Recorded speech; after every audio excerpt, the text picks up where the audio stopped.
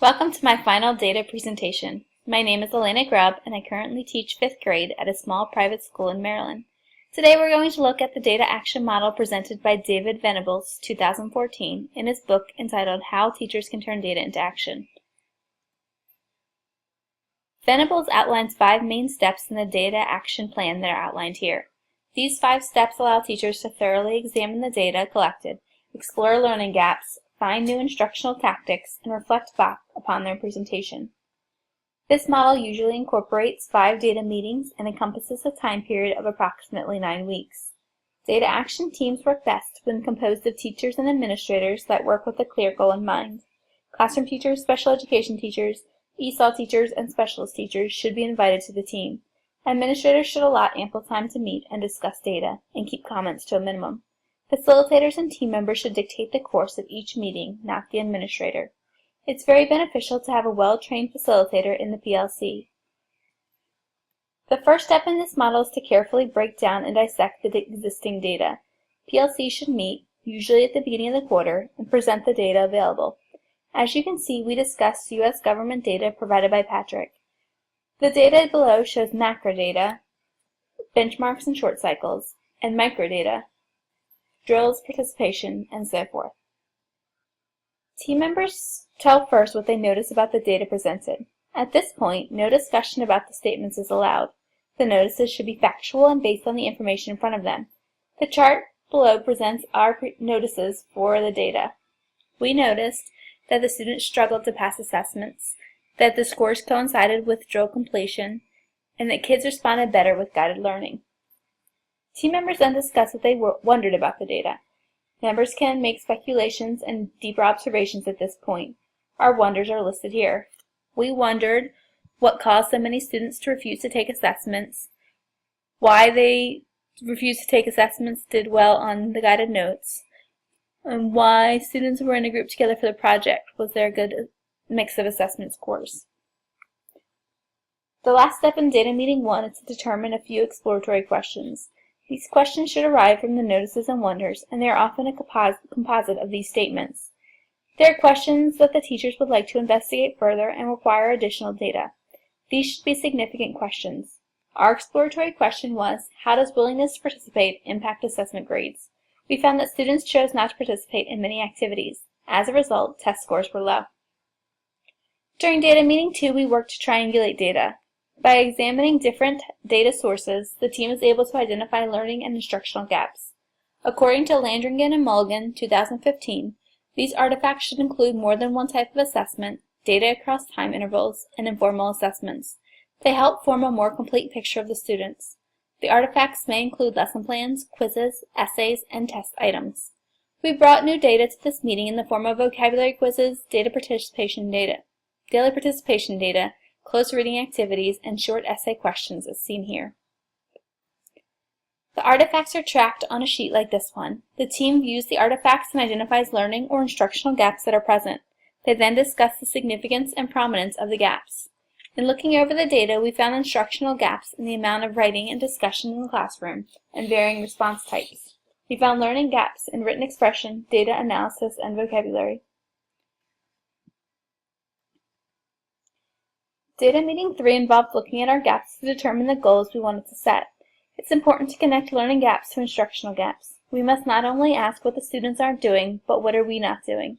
We picked our top 3 gaps in which to create goals. Vocabulary, written expression, and varied response types seem to be the most prominent and significant gaps for the class. The creation of SMART goals is the next step in this meeting. SMART goals should incorporate the characteristics located here. They should be specific, measurable, attainable, relevant, and time-bound. We identified these 3 goals. Number 1, at least 70% of U.S. government students will write a response paragraph with 2 to 3 details by the end of the first quarter. Number 2, U.S. government students will participate in vocabulary-based warm-up activities 80% of the days during the unit and score a minimum of 70% on a quiz. At least 90% of students will respond to at least one talking point during 3 out of 5 group Socratic seminars in a given week. Once the goals are set, it's important to determine an evaluation metric to know when the goals have been reached. These metrics are usually some type of student assessments. Our metrics include an essay, a quiz, and a participation grade. The meeting involves planning for action. During this meeting, the team sets up the activities that will be implemented to help reach the determined SMART goals. Teachers should come prepared to the meeting with research-based instructional strategies to discuss. These activities must be different than activities that are already implemented in the classroom. This is a great time to use a PLLN to find new strategies for teaching a concept. To help determine if an activity is worth implementing in the classroom, you can use the planning protocol rubric shown here.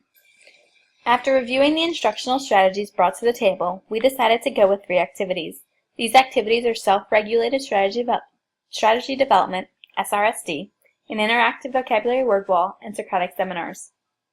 All of these activities ranked high in alignment to the standards, the impact on learning, and rigor and relevance. They ranked somewhat lower in student engagement, depth of knowledge, and technology integration. After completing the planning protocol rubric, it's time to complete the action plan tracking sheet shown here. This plan included identifying important information and putting the strategy into action, such as who will implement it, what is the time frame being implemented, and what will be the verifying artifacts. It's important to review this document often to ensure that the activities are being implemented correctly. Our 3 activities are listed with a time frame of each either being a unit or a quarter. The acting party is the classroom teacher and resource teachers. Our verifying artifacts include vocabulary quizzes and essay questions. The implementation period follows next and takes about 4 weeks. Teachers must ensure that the activities chosen are being implemented to their full extent. Careful notes should be taken, and student work should be reviewed as it is received. If the student work is poor, teachers should make adjustments along the way. The team should continue to make notice and wonder statements about the student work during the implementation process. During the 5th and final data meeting of this cycle, the team meets to evaluate the effectiveness of the implementation of the plan. The team determines if the SMART goals have been reached by discussing the evaluation metrics created earlier. We discovered that we had reached our vocabulary goal and were close to reaching our Socratic seminar goal. The students had also made great progress toward their written expression goal. The last activity during data meeting 5 is to determine what the next steps will be. The team should evaluate whether the learning gaps remain or whether students are performing significantly better in these designated areas. If the learning goals are met, it's time to start a new data cycle. If the goals were not met, the team should meet again to determine the causes and write a new action plan. Since the students made great gains in reaching the goals, we decided to continue with our plan of action for another quarter. I found this data action model very helpful and thorough. I'm used to just jumping into the data, finding the weak areas, and implementing more practice in these areas. By using this method, I'm not finding the root cause of the issue. Only fixing surface problems does not help the situation get better. I like that through the data action model, we were able to pinpoint the underlying causes. I found the artifact tracking sheet very helpful. It allowed me to not only see the learning gaps, but instructional gaps. Sometimes we ignore the instructional gaps in our classroom and focus only on learning gaps. This form brought both to light and narrowed down the gaps which were the most critical. My strength lies in finding new activities and instructional tactics to implement in the classroom. Through the use of my PLC and research online, I was able to get great new strategies that helped us achieve our goals. My weakness lies in noticing and wondering. I tend to draw comments from the surface, and I struggle to dig deep. I think that continued use of this model will help to strengthen these skills. Seeing and discussing others' notice and wonder statements is also helpful for me. Venables' data action model brings teachers through careful strategic steps that allow the team to determine the root causes of learning gaps. I feel that using this model will lead to more significant gains in the classroom. For further information, please check out the sources listed here. Thank you.